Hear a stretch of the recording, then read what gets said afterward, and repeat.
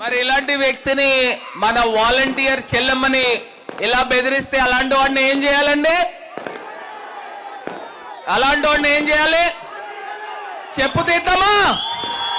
తీద్దామా? ఇవాళ నేను చెప్తా ఉన్నా, నా వాలంటీర్ అక్క చెల్లెమ్మల్ని అన్న తమ్ముల్ని నేను నా సొంత తోబుట్టువుల్లా చూసుకుంటానని ఇవాళ ఈ వేదిక నుంచి మాట ఇస్తా ఉన్నా. ఏంటన్నా కార్యకర్తలను ఆపలేవా? ఇక్కడ ఎవరైనా గాజులు తొడుక్కొని కూర్చున్నారు అనుకున్నావా ఏంటి? ఇవాళ నేను ఒక్కటే మాట ఇస్తా ఉన్నా, ఇవాళ నా వాలంటీర్లు గాని నా రాజమండ్రి ప్రజలను గాని ఈ బ్లేడ్ బ్యాచ్ల్ని రౌడీ మూకల్ని పెంచి పోషించేవాడు నువ్వు కాదా అని వాళ్ళు అడుగుతా ఉన్నాను. నువ్వు నీ కొడుకు కాదా అని అడుగుతా ఉన్నాను. వడ్డీ వ్యాపారాలు చేస్తారు, రాజమండ్రిలో ప్రజల్ని పీక్కు తింటారు. వీళ్ళు ఇవాళ మాకు నీతులు చెప్తా ఉన్నారు. నీ ప్రయాణం ఎలా ప్రారంభమైంది? సైకిల్ తొక్కుని అద్దింట్లో ఉన్నవాడివి 100 కోట్లు ఎట్లా సంపాదించావు?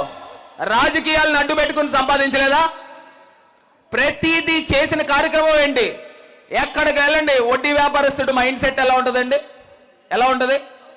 నేను వడ్డీ వ్యాపారాలు చేయొద్దని నేను చెప్పట్లా, కాకపోతే వడ్డీ వ్యాపారం చేసేవాడు ఎమ్మెల్యేలుగా ఎంపీలుగా కాకూడదని చెప్తా ఉన్నా. నీకు 10 లక్షలు ఇచ్చాడు అనుకోండి అప్పు, వడ్డీ వ్యాపారస్తుడు రోజు పొద్దున్నే దేవుడికి దండం పెట్టుకుంటాడు. ఏమని? వడ్డీ రావాలని కాదు, వడ్డీ కట్టకూడదని.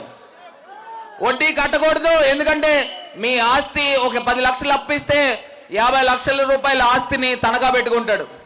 ఇవాళ ఊర్లో ఎక్కడికి వెళ్ళండి, ఆయనకి ప్రతి పేటలోనూ ఒక 100 గజాలు 150 గజాలు స్థలాలు ఉంటానే ఉన్నాయి. అవి ఎక్కడి నుంచి వచ్చినాయి? ఇలాగ మొత్తం అన్నీ కూడా వడ్డీ వ్యాపారాలు చేసి సంపాదించినోడు. మరి అలాంటి వాళ్ళు ఇవాళ మనకి రాజకీయాల్లో ఎమ్మెల్యేలుగా అవసరమా అని అడుగుతా ఉన్నా. అవసరమా అడుగుతా ఉన్నా. నేను ఇవాళ ఒకే ఒక అంశం చెప్తున్నా. మీరు ఆశీర్వదించారు, జగనన్న ఆశీర్వదించాడు, దేవుడు దయతో ఇవాళ నేను ఎంపీగా అయ్యా. 3 సంవత్సరాలు కరోనాతో పోయింది. 2 సంవత్సరాల్లో రాజమండ్రి రూపురేఖలు మార్చామా లేదా అని అడుగుతా ఉన్నా. మార్చామా లేదా అని అడుగుతా ఉన్నా.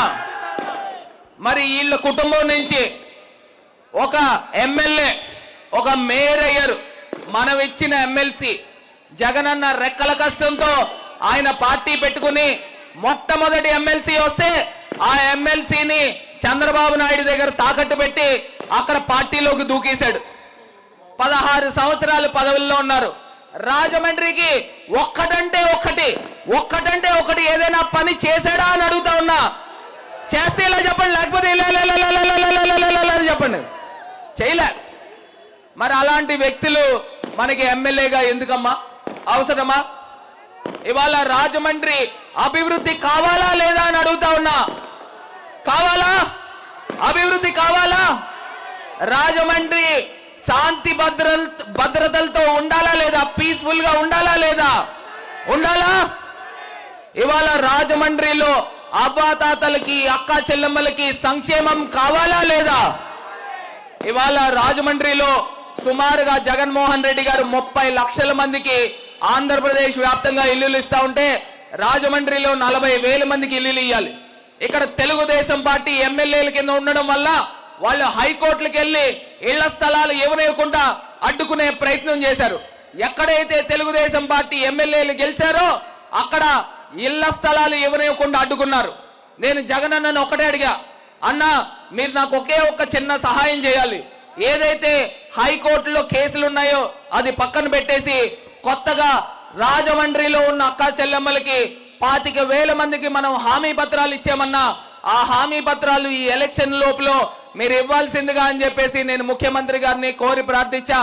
ఆయన ఎలక్షన్స్కి వెళ్లే లోపల భరత్ నీకు ఆ ఇళ్ల స్థలాలు ఇస్తానని చెప్పి మాట ఇచ్చారు. రాజమండ్రి ప్రజలందరికీ కూడా ఇళ్ల స్థలాలు ఇవ్వబోతున్నామని కూడా ఈ సందర్భంగా తెలియపరుస్తూ